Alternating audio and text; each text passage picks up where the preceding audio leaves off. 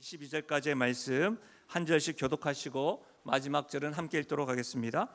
욥기 1장 13절에서 22절 아시죠? 어른들은 제외하고 하나님이 사랑하는 자에게는 잠을 주십니다. 그러니까 우리 다음 세대 아이들 떠들어도 잠을 자도 엎드려도 깨우지 마시고 두십시오. 그리고 같이 예배 드리는 것이 참 중요하기 때문에 1장 13절입니다. 하루는 욥의 자녀들이 그 맏아들의 집에서 음식을 먹으며 포도주를 마실 때에 사환이 욥에게 와서 아뢰되 소는 밭을 갈고 나귀는 그 곁에서 풀을 먹는데 스바 사람이 갑자기 이르러 그것들을 빼앗고 칼로 종들을 죽였나이다.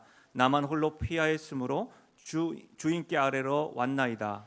그가 아직 말하는 동안에 또 한 사람이 와서 아뢰되 하나님의 불이 하늘에서 떨어져서 양과 종들을 살라 버렸나이다. 나만 홀로 피하였으므로 주인께 아래로 왔나이다.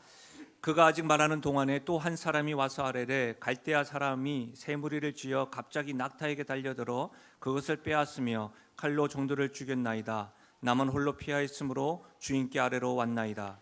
그가 아직 말하는 동안에 또 한 사람이 와서 아뢰되 주인의 자녀들이 그들의 맏아들의 집에서 음식을 먹으며 포도주를 마시는데 거친 들에서 큰 바람이 와서 집 내 모퉁이를 치매 그 청년들 위에 무너짐으로 그들이 죽었나이다. 나만 홀로 피하였으므로 주인께 아래로 왔나이다 한지라.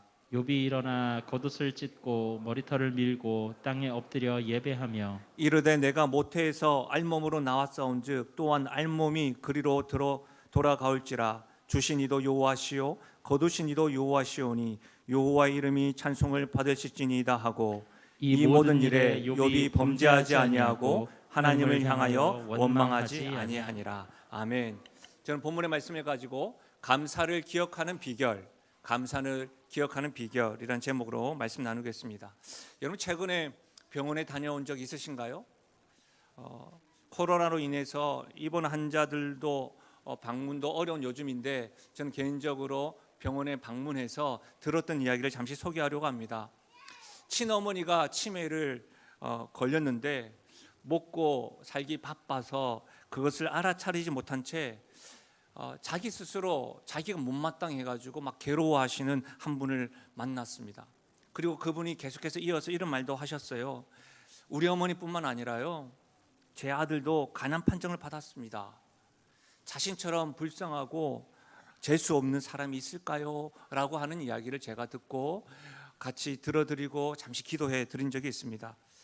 사실 제가 만난 분의 이야기는 다른 사람의 이야기가 아닙니다. 오늘을 살아가는 우리의 이야기입니다. 이런 것이죠. 어제까지만 해도 안정적이고 미래를 생각하면서 기대감이 넘쳤던 사업체가 부도난 사람들, 어려움을 겪는 사람들이 왕왕 있습니다. 사건이나 사고 하나만 경험해도 힘든데 순차적으로 계속 일이 몰려와서 숨을 쉬는 것조차도 힘들어하는 분들도 우리 주변에 있습니다. 이렇게 숨쉬기 힘들 정도로 도무지 감당할 수 없는 상황을 이웃들이 아니라 함께 신앙생활하는 우리 성도들 중에 있다고 한다면, 여러분은 이 자리에 바로 옆에 분들이 그러한 분이라고 한다면 그런 분들에게는 여러분 어떻게 고민할 것이며 어떻게 위로할 생각이십니까? C.S. 루이스라고 하는 분이 계신데 그분의 책 가운데 헤아려 본 슬픔에서 그분은 아내의 죽음으로 인해서 고통스러운 시간을 보내면서 하나님과 씨름하면서 이렇게 말하고 있습니다. 종교의 진리에 관해서 말씀하신다면 기꺼이 듣겠습니다. 종교의 의무에 관해서 말씀하신다고 해도 순종하는 마음으로 듣겠습니다. 하지만 종교의 위로에 대해서는 말씀하지 마십시오. 그렇게 하지 않으신다면 당신이 나의 슬픔과 고통을 이해하지 못하신다고 생각할 겁니다. 라고 그는 그 책에서 그의 감정을 이렇게 표현하고 있습니다. 여러분, 이 루이스의 말을 어떻게 생각하시나요? 루이스의 말대로 종교적인 위로는 고통과 고난을 겪고 있는 이들에게 어떤 힘이나 위로가 되지 않는 것일까요? 어떤 의미에서는 종교적이라는 말, 마음을 다해서 공감하고 지지하는 거 아니라 그냥 툭 치면 자동 방사식으로, 자동 사고처럼 기계적으로 나오는 종교적인 위로는 어쩌면 반감만 더할 뿐입니다. 루이스의 말은 종교적인 위로가 필요 없다는 말이 아니라 그만큼 고난과 고통을 겪는 사람들이 아프다, 힘들다, 이걸 간과하지 말아 달라는 말입니다. 여러분, 마냥 말입니다. 어렵지 않습니다. 말할 수 없는 고통과 고난이 다른 사람의 이야기가 아니라 나의 일이요, 우리 가정에 일어난 일이라고 한다면 이 루이스가 말했던 이 말을 100분 이해할 거라고 저는 생각합니다. 예배드리고 있는 우리에게 이런 일들이 일어난 거예요. 그러면 우리는 어떻게 반응해야 될까요? 고난 앞에서 우리의 신앙은, 하나님을 신앙한다는 것, 믿는다는 것은 무엇일까요? 우리가 오늘 읽었던 말씀은 욥에 대해서 들려주고 있습니다. 욥, 그는 동방 사람 중에 가장 훌륭한 사람으로 지칭될 뿐만 아니라 아들이 7이고 딸이 3 있었습니다. 그는 유복할 정도가 아니라 그의 재산은 큰 부자였습니다. 한번 들어보십시오. 성경에 기록된 대로 양이 7,000마리요, 낙타가 3,000마리요, 소가 500결이요, 암나귀가 500마리고 정도 아주 많았습니다. 무엇보다도 욥은 진실하고 정직하여서 우리와 같이 하나님을 알고 하나님을 경외하는 사람입니다. 그런데 우리가 읽었던 말씀은 그와 같은 욥이 고난을 겪고 있습니다. 고통을 겪고 있습니다. 우리는 그것을 주목하고 있는 것이죠. 욥이 경험하고 있는 이 고난의 특징을 가리키는 단어들이 있습니다. 여러분, 13절에 바로 하루는입니다. 하루는, 어제가 아니고 내일이 아니라 오늘을 살아가는데 하루는, 또한 15절과 19절에 갑자기입니다. 그리고 15절과 19절에 또 계속해서 보시면 다 빼앗아가고 다 죽었다라고 성경은 말하고 있습니다. 16절에서 18절에서 반복되는 것은 뭐죠? 아직 말하는 동안에, 끝나기도 전에 계속해서 고통이 겪어지고 있다는 겁니다. 한마디로 말하면 뭐예요? 욥의 고난은 예상하지 못한 고난입니다. 욥이 겪고 있는 고통은 연속적입니다. 만약에 여러분 생각해 보십시오. 순차적으로 다가온다면 힘들지만 하나씩 해결을 하고 다시 정신을 차리고 다가오는 고통을 맞이할 어떤 힘을 가질 수 있을 것인데, 순차적으로 오는 게 아니에요. 연속적으로 오는 거예요.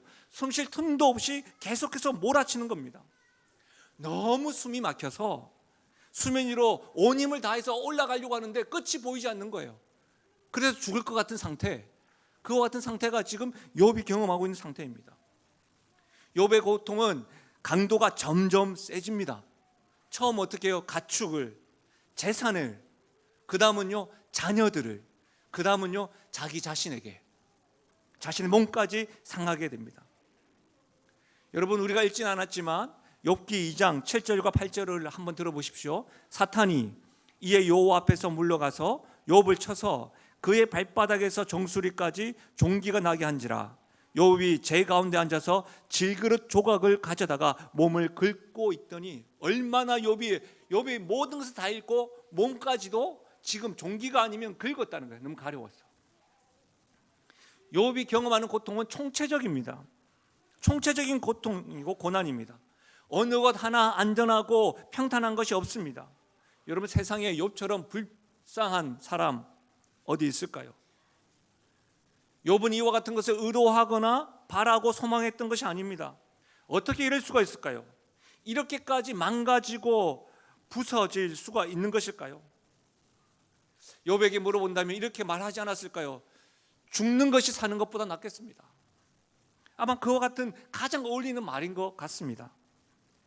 어떤 이들은, 조금 신앙생활을 하신 분들은 욥에 대해서 알고 들은 적이 있기 때문에 이렇게 말하는 분들도 있는 것 같습니다. 욥의 고통의 주체는 하나님이라고 말합니다. 하나님과 사탄이 거래 속에서 영문도 모른 채 욥이 지금 고통을 당하는 것 아니냐, 욥이 불쌍할 뿐만 아니라 하나님에 대해서 불신하는 이들도 있습니다. 분명히 말씀드리지만 모든 인생의 주관자 되시는 하나님이십니다. 그 하나님이 허용하신 일은 사실이지만 우리 하나님은요, 사람의 목숨과 고통을 가지고 사탄과 거래를 하시는 분이 아닙니다. 여러분, 말씀을 찬찬히 한번 보시면 욥이 경험하고 있는 것은 주변에 있던 다른 부족들, 스바 사람들, 주변 사람들로 인해서 자연재해의 결과입니다. 다시 말하면 여러분, 어찌 보면 우리 주변에도 일어나는 일들인 것이죠. 욥의 고통을 보면서 우리는 반드시 알아야 될 것은, 멀리 있는 것이 아니구나, 남의 이야기가 아니구나, 나의 이야기요 가까이 일어날 수 있는 일임을 우리는 알아야 합니다. 최근에 우리 주변에서 일어났던 어떤 사고 역시도 여러분 우리가 하나님 앞에서 의롭게 살아서가 아닙니다. 어떤 일도 겪을 수 있는 일인 것이죠. 어쩌면 우리는 이것을 너무나도 잘 알기 때문에 우리들에게도 이런 불행과 사고와 사건이 나의 이야기가 될 것을 두려워하고 있는지도 모르겠습니다. 형제간에 물질로 다툼이 일어나고 갈등을 겪고 있는 것으로 상담한 적이 있습니다. 거기다가 가족 중에는 중병이 일어나고 간호하던 본인도 중병에 걸렸다고 기도를 부탁하는 분도 있으셨습니다.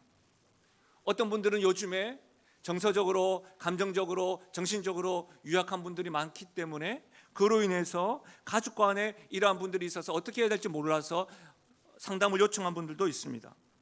여러분, 우리 주변에는요 욥과 똑같지는 않지만 각자가 감당하기에 버거울 힘겨움 속에서 살아가는 분들이 있습니다. 무슨 말이에요? 다른 사람의 이야기가 아닙니다. 우리의 이야기입니다. 그래서 우리는 이와 같은 이야기 앞에서 질문해야 합니다. 고통 중에 나의 신앙은 무슨 소용이 있을까요? 고통 중에, 고난 중에 우리가 믿음이라는 것은 과연 무엇일까요? 이 질문을 해야 된다는 것이죠. 이 질문 앞에 욥이 대답하고 있는 겁니다. 하나님이 이 질문 앞에 욥이 우리에게 도전하고 있는 겁니다. 하나님을 믿는 우리에게 지금 욥은 자신의 삶을 통해서 우리에게 하나님의 뜻하신 바 교훈하고 있는 것이죠. 우리 함께 읽어볼까요? 오늘 읽었던 말씀인데 21절과 22절입니다. 같이 한번 읽겠습니다. 지금 시작. 이르되 내가 모태에서 알몸으로 나왔사온즉 또한 알몸이 그리로 돌아가올지라. 주신 이도 여호와시오 거루신 이도 여호와시오니 여호와의 이름이 찬송을 받으실지니이다 하고, 이 모든 일에 욥이 범죄하지 아니하고 하나님을 향하여 원망하지 아니하니라. 또한 욥기 2장 10절 한번 보십시오. 그가 이르되 그대의 말이 한 어리석은 여자의 말 같도다. 우리가 하나님께 복을 받았은즉 화도 받지 아니하겠느냐 하고, 이 모든 일에 욥이 입술로 범죄하지 아니하니라. 욥이 이 모든 어려움을 당하고서도 말로 죄를 범하지 않고 있다는 거예요. 무슨 말입니까 여러분? 어떻게 말하느냐가 굉장히 중요합니다. 사탄은요 욥이 재산을 잃고 욥의 가족을 건들고 자신의 몸이 아플 때면 하나님을 저주할 것이라고 확신했습니다. 욥의 아내마저도 욥에게 뭐라고 이야기했습니까? 차라리 하나님을 저주하고 죽으세요 라고 했습니다. 그러나 그런 말을 듣고도 욥은 어떻게 했습니까? 말로 죄를 짓지 않았다고 하나님을 원망하지 않았습니다. 사랑하는 여러분, 우리는 욥과 같은 이런 믿음의 사람들, 선배들을 보게 되면 어찌 저럴 수가 있을까? 욥은 우리가 너무나도 다른 사람이야 라고 단정 지어버립니다. 성경이 욥을 통해서 우리에게 보여주시는 것은 우리와 성정이 같은 사람이라는 겁니다. 어떤 상황 속에서도 믿음으로 반응한 것이 무엇인지, 하나님을 신앙한다는 것이 어떤 것인지를 우리에게 지금 도전하고 있는 것입니다. 욥이 모든 것을 잃어버린 상황이지만 오히려 하나님을 찬양했습니다. 주신 자도 여호와시요 취하신 자도 여호와시다.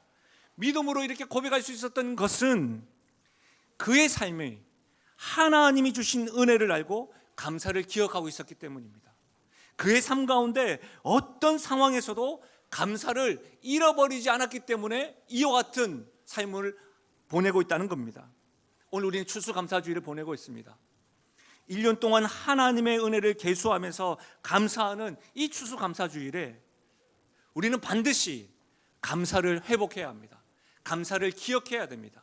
잃어버렸던 감사를 다시금 어디에 있던 저 끝에 있으면 어떻게 해서 온 힘을 다해서 끄집어 와서라도 우리는 붙잡고 회복해야 되는 것이죠.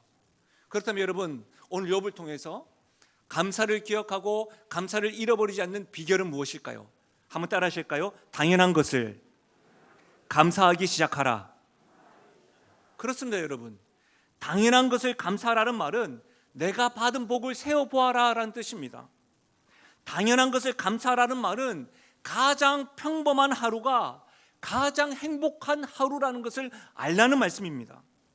여러분 책에 보니까 이런 내용이 있더라고요. 통계조사가 사회학자들의 분석에 따르면 1950년도에 지구촌 사람들에게 필요한 생필품이 72가지였다고 합니다. 그리고 그 72가지 가운데 절대 필요한 필수품은 18가지였다고 해요. 언제요? 1950년대에. 그런데 지금 2000년대를 살아가고 있는 우리 현대인들의 생필품은 500가지가 넘습니다. 그리고 그 500가지 이상 가운데 꼭 필요한 물품이 몇 개냐면 50가지가 넘는데요. 여러분, 50년대, 60년대 살아가는 사람들보다 필요한 생필품을 더 많이 누리며 살아가는 현대인들이 과연 50년대와 60년 전 사람들보다 더 행복하고 감사할까요? 그렇지 않습니다, 여러분. 대체로 우리들은 이미 가지고 있는 것으로 인해서 감사하지 못할 경우가 뭐죠? 우리가 가지고 있지 못한 것에 마음을 빼앗기고 생각이 거기에 집중되어 있기 때문입니다. 가지고 있는 것에 대해서, 당연한 것에 대해서 감사하지 못한 것은 가지지 못한 것에 대해서 계속해서 감정이 빼앗기는 거예요. 생각이 빼앗기는 거예요. 왜 그럴까요? 성경은 그 부분에서 분명하게 지적합니다. 야고보서 1장 14절입니다. 오직 각 사람이 시험을 받는 것은 자기 욕심에 끌려 미혹됨이니 욕심이 잉태한즉 죄를 낳고 죄가 장성한즉 사망을 낳느니라. 기쁘고 즐겁고 행복하다는 생각에 한순간에 불평으로 가득하게 하는 것, 내가 누리고 있는 당연한 것들에 대해서 다른 것들에 대해서 눈을 돌리게 하는 것은 욕심 때문입니다. 욕심은요, 하나님의 은혜 역시도 한순간에 불만으로 바꾸어 버립니다. 여러분, 제가 책을 읽으면서 재미난 예화, 신앙생활 오래 하신 분은 한 번쯤 들어봤던 예화인 것 같기도 하고요. 예화가 있어서 여러분에게 소개하는데, 어느 날 영국에 콩클톤 경이라는 분이 계셨어요. 근데 이분이 부엌에서 일하는 하녀 한 명의 말을 우연히 듣게 되었던 거예요. 부엌에서 하녀 한 분이 이렇게 이야기하는 것이죠. 나한테 5파운드만 있다면 정말 행복할 텐데. 제가 5파운드가 얼마나 되느냐 이렇게 환율을 계산해 봤더니 10,000원이 좀 안 되더라고요. 나에게 5파운드만 있다면 정말 행복할 텐데. 그는 하녀의 말이 계속해서 귓가에 맴돌았다는 거예요. 경이니까, 귀족이니까 나에게는 있으나마나한 5파운드가 하녀에게는 행복을 가져다 주는구나. 그래서 그 하녀를 불렀습니다. 내가 어떻게 하다 보니 당신의 말을 듣게 되었어. 그러면서 진정 당신이 행복하길 바란다고 5파운드를 딱 건네주었어요. 그리고 그 5파운드를 받았던 하녀가 굉장히 감격하면서 그 친절에 감사했습니다. 스스로 그 콩클통 경은 스스로 자기의 작은 선행을 기뻐하면서 문을 닫고 잠시 문 앞에서 이렇게 서서 있었던 것이죠. 바로 안 가고. 그랬더니 그 부엌에서 이런 소리가 들렸대요. 하녀가 중얼거린 소리였어요. 난 참 바보야. 왜 10파운드 달라고 말하지 않았을까? 여러분, 그 말을 들었던 콩클통 경의 마음과 생각은 어땠을까요? 우리는 웃지만 어땠을까요? 무슨 말이에요? 이미 자신이 원하는 것을 소유하고도 감사하지 못하는 사람은 욕심의 수렁속에 빠진 거예요. 그는 5파운드만 받았으면 행복했다고 생각했어요. 받았어요. 그런데 또 욕심으로 인해서 또 불행하기 시작된 거예요. 여러분, 욕심은 결코 욕심으로만 끝나지 않습니다. 욕심은 분명히 기억하십시오. 불만으로 확장됩니다. 왜 그럴까요? 다른 사람과 비교하기 때문입니다. 욕심은 불만으로 확장되고 불만은 시기심으로 증폭됩니다. 여러분 명심하십시오. 여러분 인생을 비참하게 만들려면 계속 비교하며 살면 됩니다. 저 집은 우리 집만 이렇네, 이러시면 됩니다. 여러분, 어떤 이들은 우리 집이 가난하지만 않았다면 이렇게 슬픈 인생은 살지 않았을 것인데, 내가 그때 실패하지 않았다면 고통스럽지 않았을 것인데, 저 사람이 가지고 있는 재능과 은사가 나에게 있었다고 한다면 스스로 그렇게 깊은 탄식과 스스로 불쌍한 사람이라고 말하는 사람이 있으신가요? 비교는 우리가 할 수 있는 가장 어리석은 행동이라는 사실을 여러분 명심하셔야 됩니다. 빌립보서 4장 12절입니다. 하나님께서 사도 바울을 통해서 우리에게 주시는 말씀입니다. 함께 읽겠습니다. 시작. 줄도 알고 풍부에 처할 줄도 알아. 모든 일 곧 배부름과 배고픔과 풍부와 궁핍에도 처할 수 있는 제 비결을 배웠노라. 무슨 말이에요, 여러분? 자족할 줄 알아야 됩니다. 스스로 만족할 줄 알아야 됩니다. 그렇지 않을 때는 사람의 욕심이 채워지고 채워도 갈증을 느낍니다. 감사는커녕 불평으로 가득한 인생이 되어버립니다. 여러분, 그런 인생에는 더 가지지 못한 것으로 인해서 뭐예요? 불안과 두려움이 늘 따라다닙니다. 겉은 멀쩡해 보여도 그의 삶과 표정에는 평안함을 찾아볼 수가 없습니다. 찬양 가운데 행복이라고 하는 찬양, 우리 이전에 남자 집사님들이 이렇게 특송을 했던 것으로 저는 기억을 하는데, 화려하진 않아도 정결하게 사는 삶, 가진 것이 없어도 감사하며 사는 삶, 내게 주신 작은 힘 나눠주며 사는 삶, 이것이 나의 행복이라오. 눈물 날 일 많지만 기도할 수 있는 것, 억울할 일 많으나 주를 위해 참는 것, 비록 짧은 작은 삶 주 뜻대로 사는 것, 이것이 나의 삶의 행복이라오. 세상이 알 수 없는 하나님의 선물, 이것이 행복이라오. 하나님의 자녀로 살아가는 것, 이것이 행복이라오.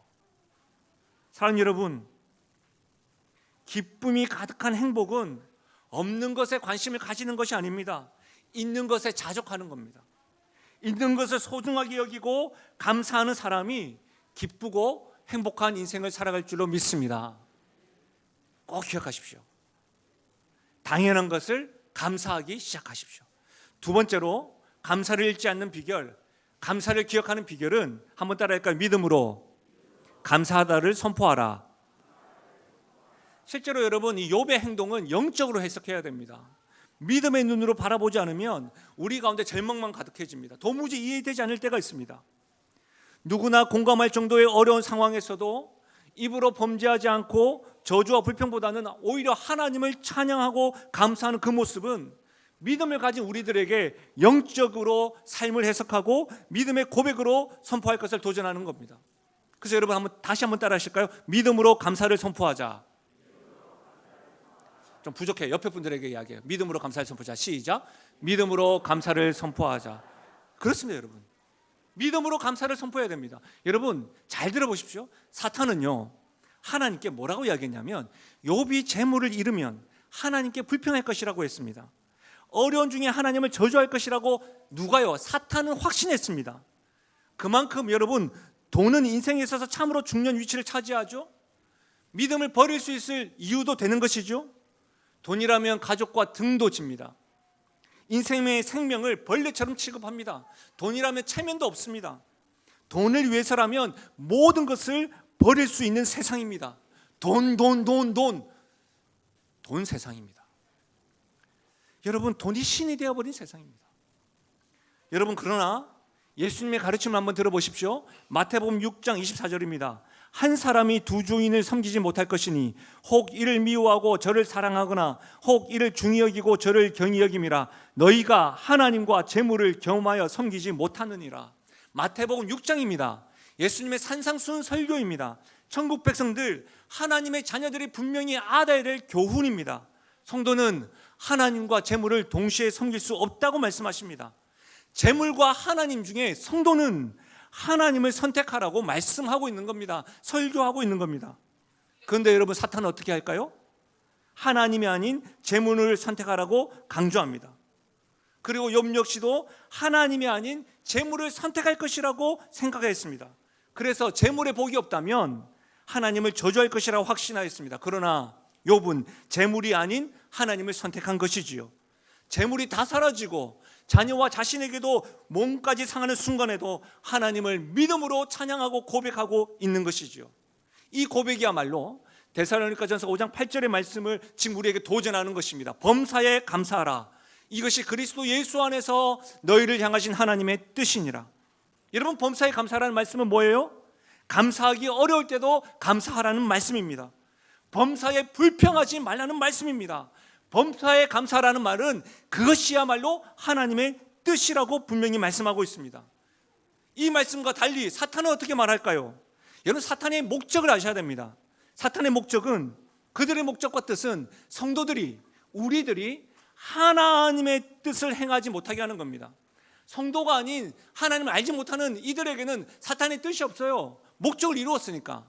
하나님의 자녀들이 교회 안에서 예배드리고 있는 우리들을 향한 목적은 뭐냐면, 그들의 뜻은 뭐냐면 하나님의 뜻을 행하지 못하게 하는 겁니다. 그러니까 날마다 사탄은 우리의 귀에 속삭이면서 우리의 행동에 도전합니다. 어떻게 해요? 항상 낙심하라, 쉬지 말고 원망하라, 범사에 불평하라. 이는 너를 향하신 사탄의 뜻이니라. 아멘 하면 안 됩니다. 이게 사탄의 뜻이라고요. 사랑하는 여러분, 요즘 여러분의 귀에 속삭여지는 것은 누구의 음성입니까? 하나님이십니까? 사탄입니까? 여러분의 행동은 사탄의 뜻을 쫓아가십니까? 하나님의 뜻을 쫓아가십니까? 범사의 믿음으로 감사를 선포할 수 있는 믿음의 사람 되시기를 예수님의 이름으로 축원합니다. 여러분, 민수기 14장 26절에서 28절 굉장히 중요한 말씀입니다. 함께 읽어볼까요? 시작. 여호와께서 모세와 아론에게 말씀하여 이르시되 나를 원망하는 이 약한 회중에게 내가 어느 때까지 참으랴. 이스라엘 자손이 나를 향하여 원망하는 바 그 원망하는 말을 내가 들어노라. 그들에게 이르기를 여호와의 말씀에 내 삶을 두고 맹세하노라. 너희 말이 내 귀에 들린 대로 내가 너희에게 행하리니.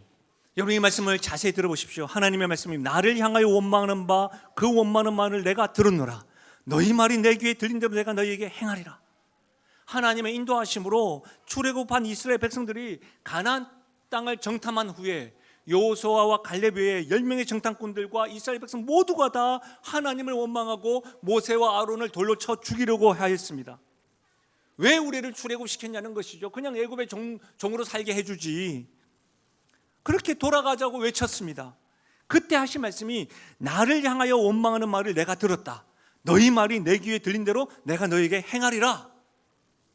여러분, 제가 그렇게 말씀드렸죠. 오늘 말씀 듣고 난 다음에 감사 카드를 적고 나가시게 될 것이라고. 왜요? 하나님은 우리의 말하는 대로, 우리가 기록한 대로 다 들으시기 때문입니다.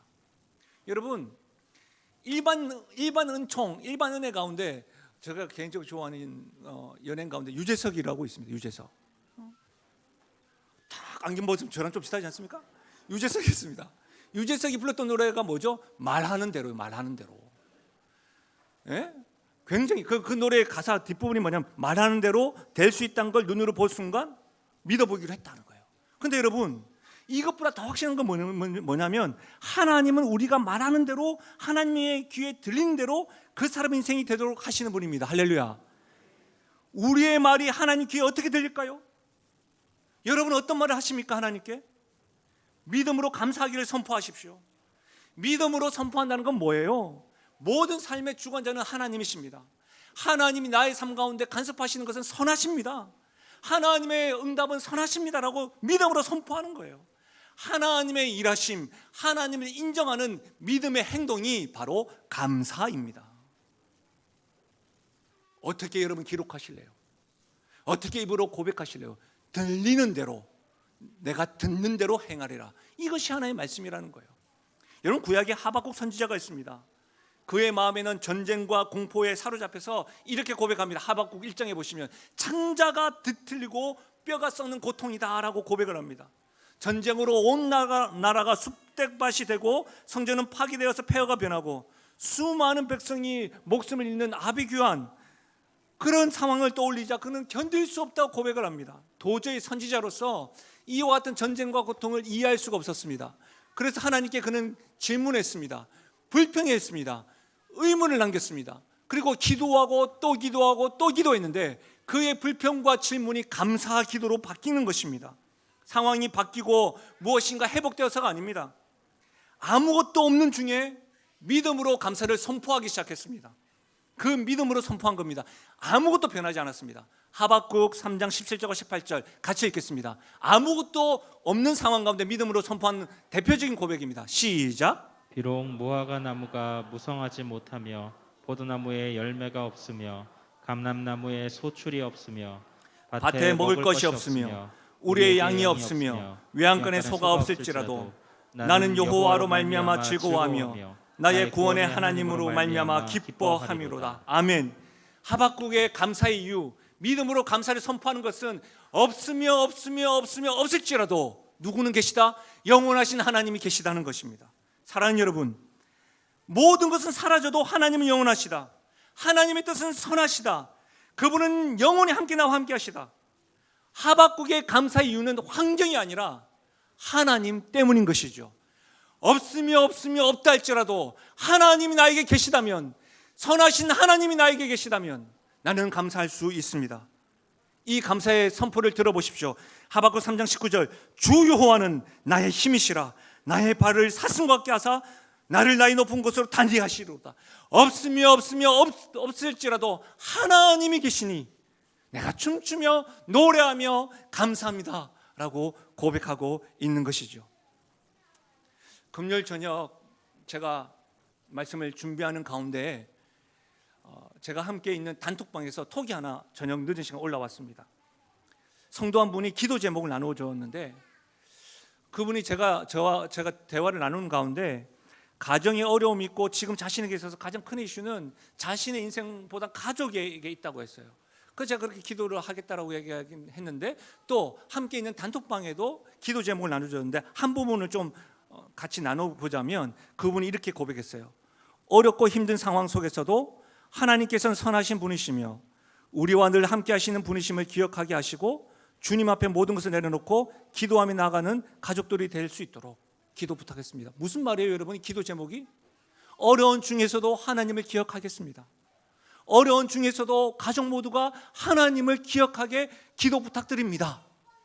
이거예요. 사랑하는 여러분, 어려운 중에도 내가 생각하는 무엇이 없고 없을지라도 하나님 있으십니까? 선하신 하나님 있으십니까? 그렇다면 우리 모두 믿음으로 감사를 선포하십시다. 우리 주님께 감사하다 선포하며 나가는 우리 모두가 되시기를 예수님의 이름으로 축원합니다. 말씀을 마무리하겠습니다. 평생 감사라고 하는 책에 보니까 우리가 잘 알고 있는 로만 빈센트 필 박사의 이야기가 있어서 여러분에게 인용합니다. 어느 날 이 로만 빈센트 필 박사가 열차를 타고 여행을 하고 있었는데 그 맞은편에 한 중년 부부가 앉아 있었습니다. 그 중년 부부 가운데 한 부인은 계속해서 이것저것 투덜거리면서 불만을 토로하고 있었어요. 이런 것이죠. 좌석이 불편하다, 시트가 지저분하다, 청소도 제대로 안 돼, 냄새가 지독하다, 심지어 승무원도 불친절하다, 계속 불평을 쏟아내는 거예요. 이때 불평을 듣던 그 남편이 필 박사에게 인사를 나누면서 자신을 이렇게 소개했습니다. 안녕하세요 박사님, 저는 변호사이고 제 아내는 제조업자입니다 라고 필 박사에게 말했습니다. 그랬더니 필 박사가 그렇게 인사를 다가오니까 물어봤던 것이죠. 본인은 변호사이고 아내는 제조업자입니다 라고 해서 혹 부인께서는 어떤 종류의 제조업자에 종사하시는지요? 라고 이야기했더니 남편이 웃으면서 말하는 거예요. 제 아내는요 항상 불평을 만드는 제조업자입니다 라고. 여러분, 제가 이 이야기를 들으면서 한참 웃었습니다. 여러분, 우리는 매일 갖가지 불평을 계속해서 찍어내는 제조업자는 아닐까요? 불평을 다량으로 만들어내는 사람이 어떻게 행복할 수가 있을까요? 여러분, 그거 아십니까?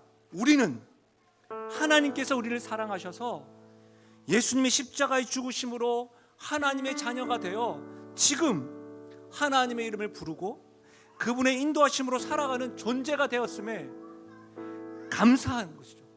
근데 늘 우리는 그 하나님의 자녀가 되었던 그 존재가 되었음에 감사하기보다는 늘 하나님으로부터 주어지는 것만을 바라고 소망하고 살아갈 때가 있습니다. 그런 우리의 모습, 자녀들이 부모가 뭘 잘해줬느냐고 이렇게 말하는 자녀들의 모습을 보면 부모의 마음이 어떨까요? 하나님 앞에서 우리가 늘 그런 마음이라는 거예요. 근데 그런 모습임에도 불구하고 우리를 외면하지 아니하시고 늘 인자한 눈으로 바라봐 주시는 우리 주님의 사랑에 감격하며 살아갑시다. 여러분, 우리는 오늘 1년 동안 은혜 주시고 함께 해주신 하나님께 감사하는 날입니다. 나를 향한 하나님의 사랑을 경험한다면, 하나님의 사랑으로 내가 어떤 존재가 되었는지 안다면, 구원에 대한 그 은혜를 안다면 1년에 한 번 추수감사주일이 아니라 매일이 감사주일이 될 줄로 믿습니다. 감사가 행복할 수 있는 연습이라고 한다면 불평은 불행해지는 연습입니다. 범사에 감사하는 것을 기억하십시다. 매 순간 감사를 잃어버리지 마십시다. 이것이 하나님의 뜻입니다. 이를 위해 연습하고 실천하십시오. 어떤 것부터요?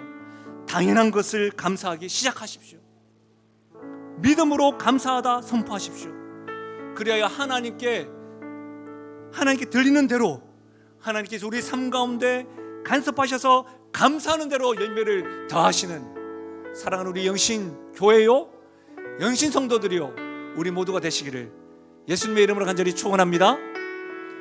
우리 가운데 뭐가 없더라도 하나님이 계십니다. 아멘이십니까? 이 마음으로 우리 시간 박수 치면서 우리 이 찬양을 하며 나갔으면 좋겠습니다. 무화과 나무 잎이, 무화과 나무 잎이 마르고 포도 열매가 없으면 감람나무 열매 그치고 논밭에 식물이 없어도 우리의 양떼가 없으면 외양간 송아지 없어도 난 여호와로 즐거워하리. 난 여호와로 즐거워하리. 난 구원의 하나님을 인해 기뻐하리라. 사실은 제가 말씀을 준비하고 찬양을 준비하면서 안타까웠던 것이, 우리 교회 찬양팀 율동팀이 있으면 참 좋겠다. 나와서 난 여호와로 즐거워하리, 뭐 이런 거 해야 되는데 우린 그렇게 못하더라도 우리 시간에 하나님 앞에 박수치면서요, 또 흥겹게 하나님께 기뻐하면서 우리 다 함께 일어나셔서 우리 다시 한 번 더 이 찬양으로 주님 앞에 다 없어도 하나님만 있어서 믿음으로 감사를 선포하고 당연한 것을 감사 시작하며 나가겠습니다. 우리 같이 실천하고 고백하고 선포하며 나가겠습니다. 무화과 나무 잎이 마르고 포도 열매가 없으면 감람나무 열매 그치고 논밭에 식물이 우리의 양떼가 없으면 우리의 양떼가 없으면 외양간 송아지 없으면 없어도 난 여호와로 즐거워하리. 난 여호와로 즐거워하리. 난 구원의 하나님을 인해. 우리 시간에는 자매님들만 찬양했습니다. 자매님들만. 무화과 나무 잎이 마르고 포도 열매가 없으면 감람나무 열매 그치고 논밭에 식물이 없어도 우리의 양떼가 없으면 우리 다 함께 고백하실까요? 난 여호와로 즐거워하리. 난 여호와로 즐거워하리. 난 구원의 하나님을. 우리 이 시간에는요, 형제님들만 찬양할까요? 무화과 나무 잎이 마르고 포도 열매가 없으면 감람나무 열매 그치고 논밭에 식물이 없어도 우리의 양떼가 없으면. 우리 함께 선포하실까요? 난 여호와로 즐거워하리. 난 여호와로 즐거워하리. 난 구원의 하나님을 인해. 우리 마지막으로요, 난 여호와로 즐거워하리. 난 여호와로 즐거워하리. 난 여호와로 즐거워하리. 난 구원의 하나님을 인해 기뻐. 주 하나님 독생자 예수 날 위하여 오시었네. 내 모든 죄 다 사시고 죽음에서 부활하신 나의 구. 살아계신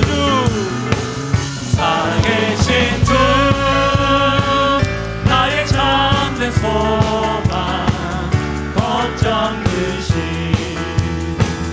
전혀 없네. 사랑의 주 내 갈 길 인도하니 내 보낸 삶의 기쁨 늘 3절입니다. 그 언젠가 주 뵐 때까지 주를 위해 싸우리라. 승리의 길 멀고 험해도 주님께서 나의 앞길 지켜주시리. 주님께서 나의 앞길 지켜주시리. 아멘. 살아계신 주, 살아계신 주, 나의 참된 소망, 걱정 근심 전혀 없네. 사랑의 주, 내 갈 길 인도하니 내 모든 삶의 이끌 늘 충만하네. 살아계신 주, 살아계신 주, 나의 참된 소망, 걱정 근심 전혀. 우리 전심으로 고백하실까요? 사랑의 주, 사랑의 주, 내 갈 길 인도하니 내 모든 삶의 기쁨 늘 충만하네. 우리 하나님께 영광의 박수로 할렐루야. 우리 옆에 분들에게 개인 사실까요? 하나님으로 인해 감사하십시다. 당연한 것을 지금부터 감사하십시다. 사랑하는 여러분, 없어도 하나님만 계시다면 우리의 인생은 역전될 수 있을 뿐만 아니라 우리의 이 음성을 들으시는 하나님이 선하게 응답하실 겁니다. 2022년도 남은 시간, 또 2023년도 다음의 해의 추수감사절이 아니라 매일매일이 주님으로 인해서 감사 주일이 되기를 예수님 이름으로 축원합니다. 제가 오늘 잠시 기도하겠습니다. 좋으신 하나님, 주님 때문에 감사합니다. 속상하고 아프고 답답하고 숨쉬기 힘들조차 힘든 어려움이 있습니다. 어려워서 눈물까지 메마른 상황도 있습니다. 없어도 없지만 하나님이 나에게 계시기에 내가 가지고 있는 것, 나에게 주신 것, 감사를 시작하게 하여 주시고 믿음으로 감사를 선포할 때에 나의 음성을 들으시는 하나님께서 들으신 대로 나의 인생에 선하게 응답하실 것을 믿고 감사를 기억하고 감사의 열매가 우리의 삶 가운데 넘쳐나는 일들이 일어나게 하여 주시옵소서. 원하옵나니 하나님, 우리의 연약한 믿음 의지하시오니 너무 오래 버려두지 마시고 하나님 때와 응답 가운데 선하게 역사하여 주시옵소서. 그렇게 역사하실 주님을 찬양하고 예수님의 이름으로 기도하옵나이다. 아멘. 우리 함께 선포하겠습니다. 나는 하나님으로부터 부름받은 하나님의 자녀입니다. 우리는 세상으로 보냄받은 그리스도의 제자입니다. 아멘. 하나님이 우리가 말하는 대로 들으신다고 했고 들으신 대로 응답하신다고 했습니다. 혹이라도 감사 카드 적지 않으신다고 한다면 하나님이 보시고 들으신다는 확신을 가지시고 내일로 미루지 마시고 오늘 고백하시고 여러분 이렇게 하나님 앞에 선포하며 나가시길 바랍니다. 한 주간도 승리하시고요. 오늘 2시입니다. 또 안 되겠다. 옆에 분들에게 이야기해요. 오늘 2시에 또 봅시다. 이렇게 이야기하세요. 2시 놓치지 마세요. 이렇게 아니 이렇게 놓치지 마세요. 표현하세요. 내가 봅니다. 아시겠죠? 2시에도 오셔서 여러분 제 욕심은 우리 성도들이 많이 누리셨으면 좋겠습니다. 솔직한 제 욕심은 태신자들 오셔도 좋은데 우리 성도들이 많이 오셨으면 좋겠습니다. 그래서 많이 누리십시오. 이후에 뵙겠습니다. 하나님의 축복을 받겠습니다. 지금 우리 주 예수 그리스도의 은혜와 하나님 아버지의 무한하신 사랑과 성령 하나님의 위로 교통하심 충만하신 역사가 없어도 없지만 나에게 주시는 것, 당연하다고 생각하는 것 하나님 감사하게 하시고 믿음으로 감사를 선포할 때에 들으신 대로, 기록한 대로, 간구한 대로 응답하실 하나님이 나에게 있기에 감사의 열매를 기대하며 나가는 사랑하는 주의 백성들 머리 위에와 가정과 생업과 기도 제목 위에, 특별히 사랑하는 다음 세대 머리 위에 지금으로부터 영원토록 함께 하시기를 축원하옵나이다. 아멘.